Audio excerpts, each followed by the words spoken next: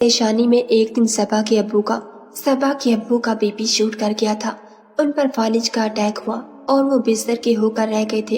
इस बात का सारा मलबा उसकी सौतेली माँ ने सबा पर डाला था। अब घर में काम करने वाला कोई नहीं था, इसलिए उसके छोटे सौतेले भाई को ही मजदूरी करने के लिए निकलना पड़ा। उसे अपनी तालीम की कुर्बानी देनी पड़ी। घर में तो जैसे परेशानी और गुर्बत ने डेरा डाल लिया था। सबा के सौतेले भाई की एक अच्छी जगह जॉब लगी तो आहिस्ता आहिस्ता उनके घर के हालात बेहतर होने लगे। चंद महीने बाद ही रिश्ता करवाने वाले के तवज्जुह से सबा के लिए जावेद का रिश्ता आ गया। इस बार भी उसकी सौतेली माँ ने छानबीन करवाने की कोशिश नहीं की थी और जावेद के रिश्ते के लिए हाँ कर दी थी। उसके अब्बू ने बहुत कहा कि पहले लड़के के बारे में पता कर लो, मगर उसने कहा कि मैंने जो पता करवाना था करवा लिया है। जावेद को उसने ये कहा था कि वो जहेज में कुछ भी नहीं दे सकती, मगर जावेद सबा पर दिल हार बैठा था। उसे हर हाल में ये रिश्ता मंजूर था। इतनी खूबसूरत लड़की अगर बगैर जहेज के भी देते तो भी उस बात पर कोई एतराज नहीं था। वैसे भी उसके घर में किसी चीज की कमी नहीं थी। उसके घर में अल्लाह का दिया सब कुछ था।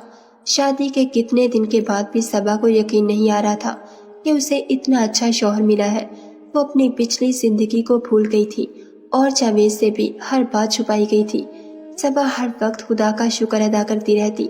उसने बहुत बुरे हालात देखे थे। इन बुरे हालात के बाद ऐसा शौहर वो खुद को अब खुशकिस्मत समझने लगी थी, मगर उसके नसीब ने यहाँ भी उसका पीछा नहीं छोड़ा था। उसके पास अल्लाह का दिया सब कुछ था, बस उसे औलाद की कमी बहुत महसूस होती थी।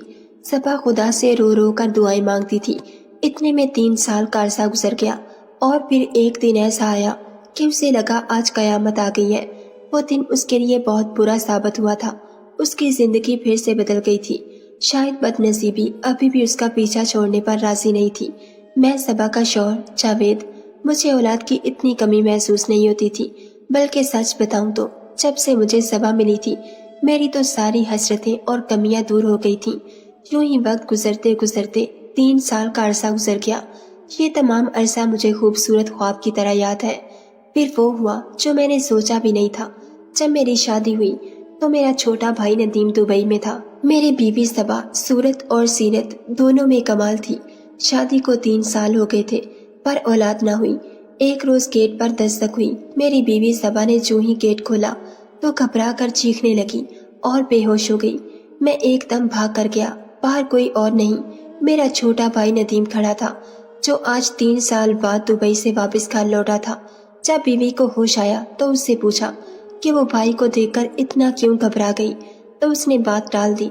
अब मेरी बीवी सबा हर वक्त कमरा बंद करके रोती रहती और मेरा भाई नदीम भी परेशान रहने लगा था।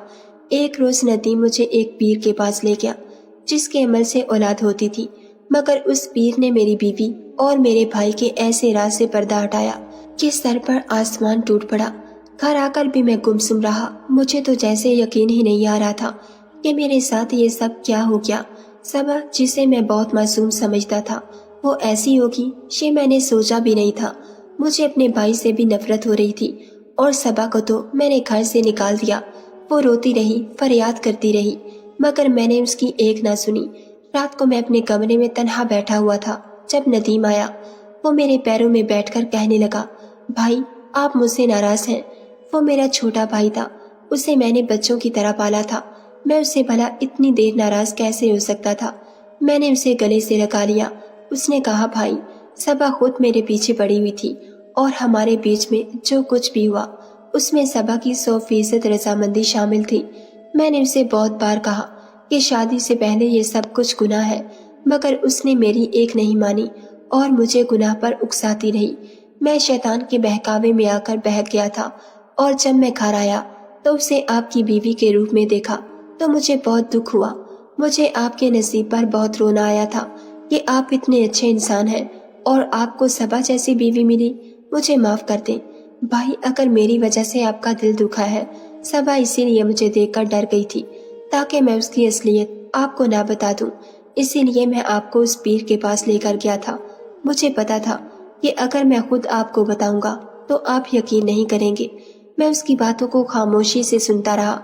फिर 2 महीने के बाद वो चला गया। उसके जाने के बाद मैं सबा को घर ले आया। کیونکہ اب میں اسے سزا دینا چاہتا تھا۔ اس نے جو کچھ میرے ساتھ کیا تھا میں اس کا بدلہ لینا چاہتا تھا۔ میں نے اپنے اوپر سے محبت کا چولا اتار کر پھینک دیا اور اس پر ظلم کے پہاڑ توڑ دیے۔ آج میں دکان سے جلدی واپس گھر آ گیا تھا۔ دروازے کے باہر کیبل والا کھڑا تھا اور وہ دروازے میں کھڑی تھی، اس کے ساتھ نہ جانے کیا باتیں کر رہی تھی۔ مجھے دیکھ کر وہ گھر کے اندر چلی گئی۔ اسے دیکھ کر میرا دماغ گھوم گیا۔ کیبل والا لڑکا کہنے لگا، میں کیبل کا بل لینے آیا تھا، وہ تو وہاں سے چلا گیا، مگر میں نے صبا سے کہا کہ اس کے ساتھ کون سے راز و نیاز ہو رہے تھے۔ مجھے دیکھ کر وہ سہم گئی اور رونے لگی کہ اللہ کا واسطہ ہے مجھے مت مارنا، وہ تو بس بل لینے آیا تھا اور میں نے اسے بس اتنا کہا تھا کہ آپ گھر پر نہیں ہیں۔ ہاں تو میں گھر پر نہیں تھا تو اسے اندر بلا لینا تھا۔ بد کردار عورت، تم پر تو مجھے بالکل بھی اعتبار نہیں، تم ایک گری ہوئی عورت ہو، تم کسی بھی حد تک جا سکتی ہو۔ میں صبا پر الزام لگانے لگا۔ اس نے زندگی میں پہلی بار زبان کھولی تھی۔ وہ کہنے لگی، مجھے جتنی مرضی گالیاں دے لے مگر میری مری ہوئی ماں کو گالی مت دیں۔ زبان چلاتی ہے، زبان دراز عورت۔ میں اسے بالوں سے پکڑ کر گھسیٹتے ہوئے کمرے میں لے گیا اور بہت بے دردی سے اسے مارنے لگا۔ تب تک مارتا رہا جب تک وہ بے ہوش ہو کر گر نہ پڑی۔ میں نے اسے ایک ٹھوکر رسید کی اور دروازہ بند کر کے دکان پر آ گیا۔ میرا غصہ اسے مار کر بھی نہیں اتر رہا تھا۔ نہ جانے کون سی آگ تھی جو مجھے اندر ہی اندر کھائی جا رہی تھی۔ صبا کا باپ مر چکا تھا اور اس کی سوتیلی ماں اسے اپنے پاس رکھنے کو تیار نہیں تھی۔ وہ مجبوراً میرے ساتھ رہ رہی تھی اور میں دن رات اس پر ظلم کرتا رہتا۔ ایک روز میں ابھی انہی سوچوں میں گم تھا جب مجھے میرے بھائی ندیم کی کال آئی۔ میرا موڈ خوشگوار ہو گیا۔ میں اس کا حال چال پوچھنے لگا تو وہ رونے لگا اور مجھ سے معافی مانگنے لگا۔ میں حیران و پریشان ہو گیا تھا، اسے کیا ہو گیا ہے، وہ کس بات کی معافی مانگ رہا ہے؟ مگر جو کچھ اس نے کہا تھا اسے سن کر تو میرے پاؤں کے نیچے سے زمین نکل گئی۔ اس نے بتایا کہ غلط کاریوں کی وجہ سے اسے ایڈز جیسی ایک خطرناک بیماری ہو گئی ہے اور اسے کسی کی بد دعا لگی ہے۔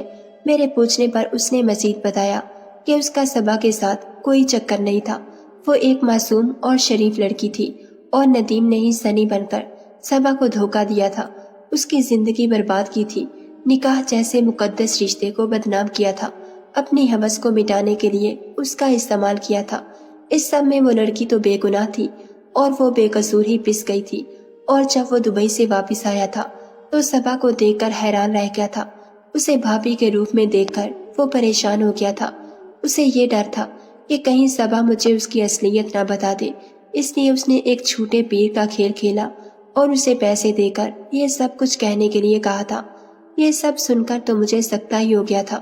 مجھے یقین نہیں آ رہا تھا کہ میرا بھائی ندیم ایسی حرکت بھی کر سکتا ہے۔ میں نے اسے کچھ بھی نہیں کہا اور فون بند کر دیا۔ تھوڑی دیر کے بعد میں گھر آ گیا۔ میں صبا کا سامنا کرنے کی ہمت نہیں رکھتا تھا۔ جب میں گھر آیا تو وہ اپنے زخموں کی وجہ سے روئی جا رہی تھی۔ میں نے اسے اپنے پاس بٹھایا اور اس کی مرہم پٹی کی اور رو رو کر میں نے اسے ہاتھ جوڑ کر معافی مانگی۔ وہ کملی حیران و پریشان ہو رہی تھی کہ مجھے کیا ہو گیا ہے۔ میں نے اسے ساری حقیقت بتا کر اس سے معافی مانگ لی تھی اور اب میں نے خود سے وعدہ کر لیا تھا میں اسے کوئی تکلیف نہیں دوں گا۔ آج اس بات کو 5 سال گزر گئے ہیں۔ میں اب تک اپنے وعدے پر قائم ہوں۔ اس کے بعد میں نے صبا پر نہ کبھی ہاتھ اٹھایا اور نہ غصہ کیا، مگر اس کے باوجود وہ جیسے ہنسنا ہی بھول گئی ہے۔ آج اللہ تعالیٰ کے کرم سے میرے 2 بیٹے ہیں، مگر صبا اب بھی ویسی ہی رہتی ہے، چپ اور خاموش۔ کبھی کبھی مجھے اس کی خاموشی سے ڈر لگتا ہے کہ کہیں میں خدا کی پکڑ میں نہ آ جاؤں۔ میرا بھائی 2 سال پہلے مر گیا تھا، اس نے اپنے ساتھ خود ظلم کیا تھا۔ ہم مرد بعض اوقات طاقت کے نشے میں دھت ہو کر حوا کی بیٹی کے ساتھ بہت ظلم کر دیتے ہیں اور بھول جاتے ہیں کہ جوانی میں کی گئی غلط کاریاں ہمارے سامنے بھی آ سکتی ہیں۔